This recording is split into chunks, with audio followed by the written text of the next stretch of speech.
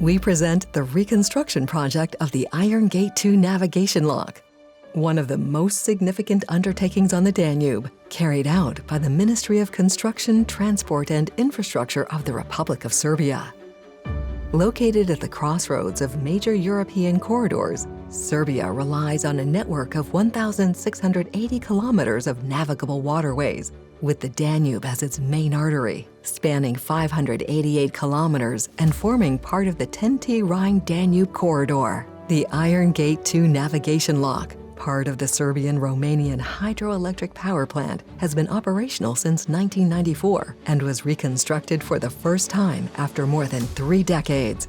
The project was financed through a loan from the European Investment Bank, 40%, EU grants via the Connecting Europe Facility Fund, 40%, and the budget of the Republic of Serbia, 20%.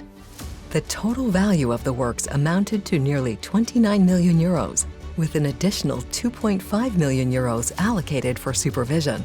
The works were carried out by a consortium led by the German company DSD Noel, with Serbian partners Goja Montaža and Hydrotan, while supervision was entrusted to the Austrian company IC Consulting.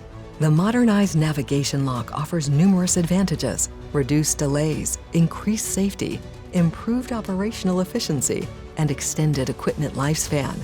Maintenance has become more efficient, with costs reduced by 30% and shorter service intervention times.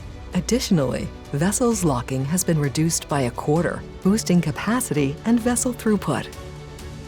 The first locking operation of the reconstructed lock was completed on July 24, 2024. By the end of October, nearly 2,000 vessels had passed through the lock in 600 locking cycles.